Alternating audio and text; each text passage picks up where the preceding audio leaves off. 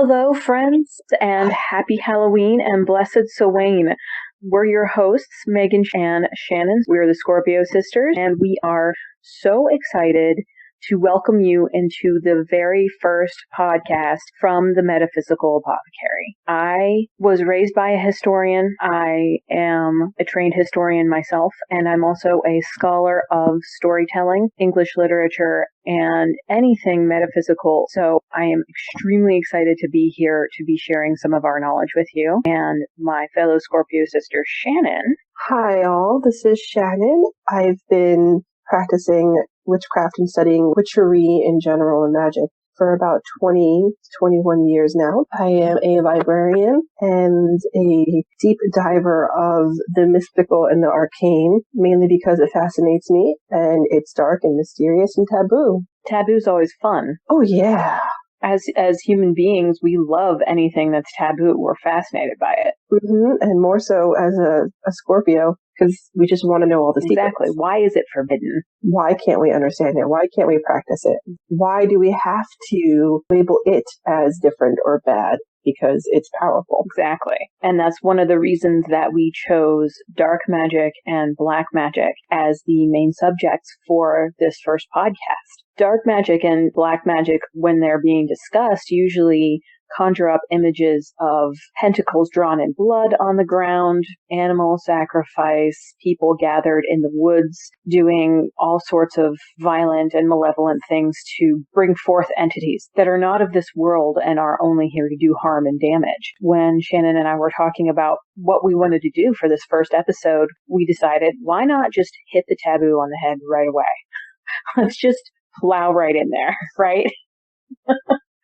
Yeah, especially considering the fact that there's a whole bunch to unpack within all of these different subject matters that is, whether it's fiction or nonfiction, somewhere along the line someone decides to say, oh, there was witchcraft practiced in this house. So you're automatically assuming the witchcraft was malicious and dark and black and that the dark and black was bad. Exactly. So it's not that dark and black can't be bad. It's that what we wanted to do with this is offer a new perspective and a new way to think about dark magic and black magic. And we're talking about them that way because they are two separate things. When we were talking about this and doing our research, we discovered that black and dark magic can definitely be two separate schools of working. When we were talking about our research that we had done, you came up with some pretty interesting thoughts and perspectives on black magic that I had not heard before.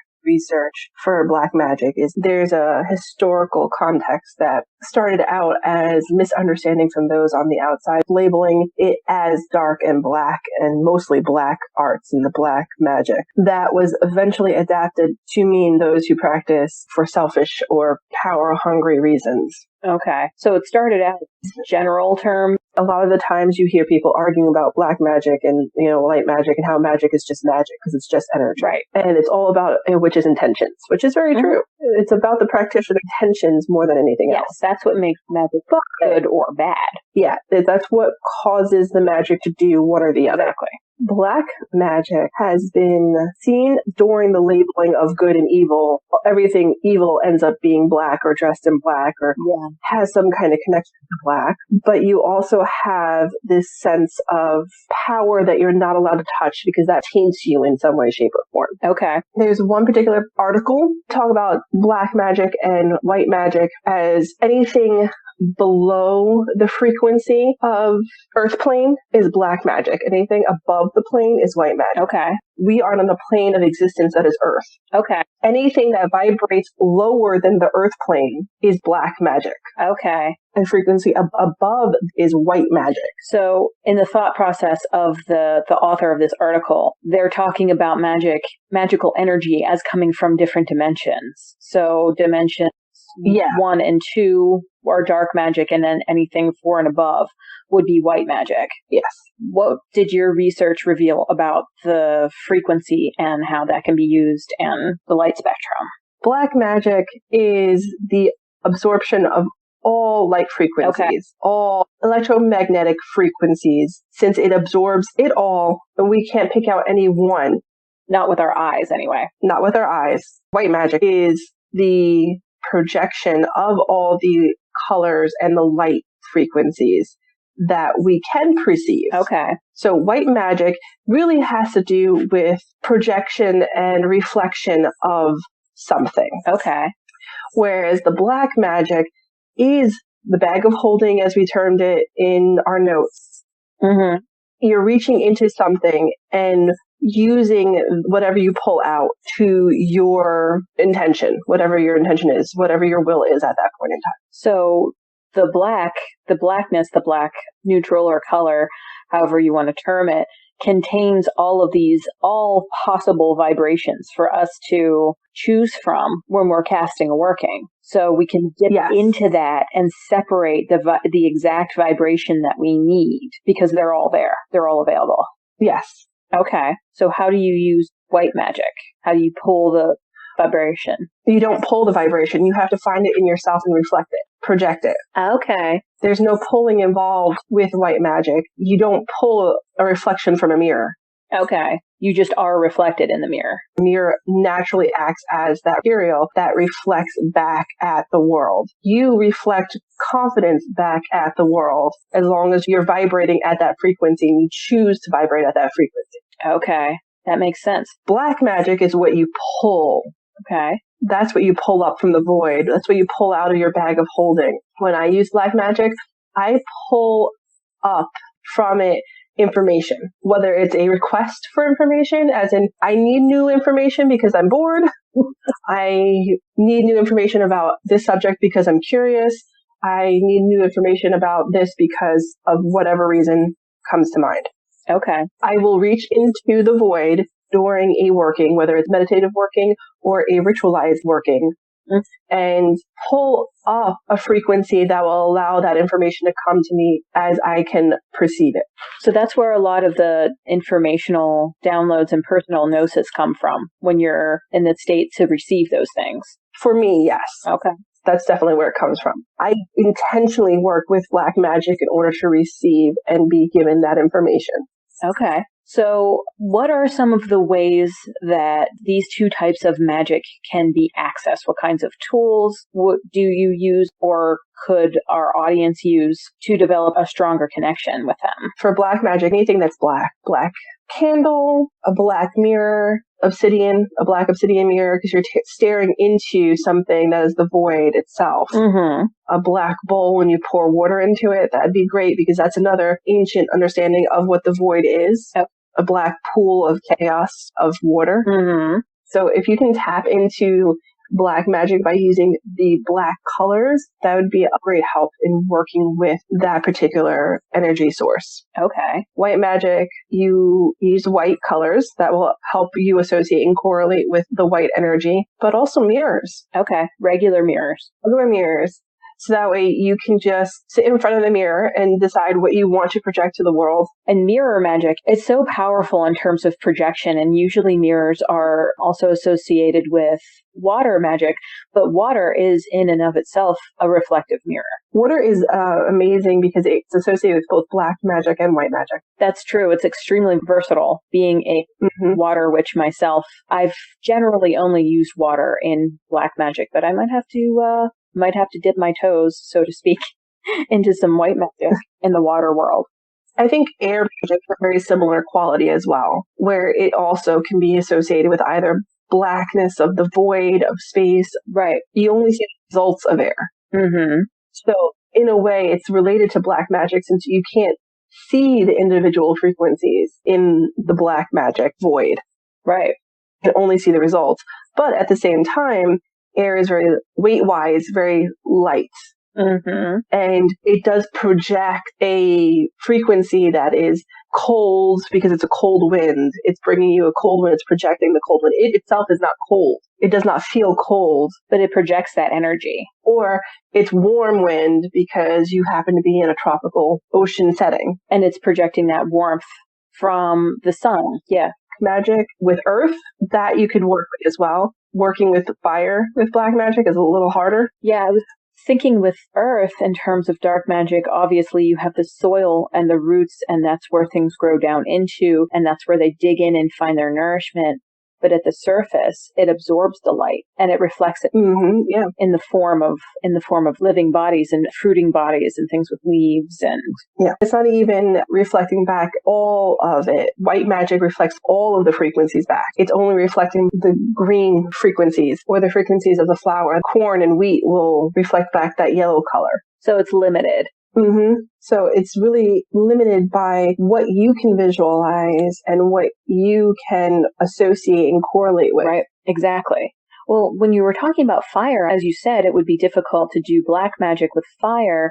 It would be interesting to combine black and white magic in terms of the flames in the darkness and casting the shadow and exploring the place where those two things cross.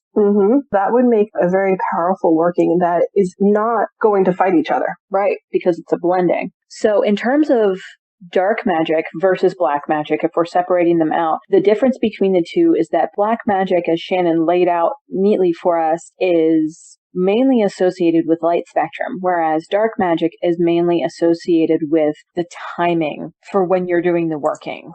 It's associated with things done in the dark, at night, in the shadows. So it doesn't necessarily have to be done at night, but historically, magic is very, very often done at night. We see this portrayed a lot in media. And part of the reason is certainly that we feel more magical at night. And I'll get to that in a moment. The more practical reason for it was secrecy.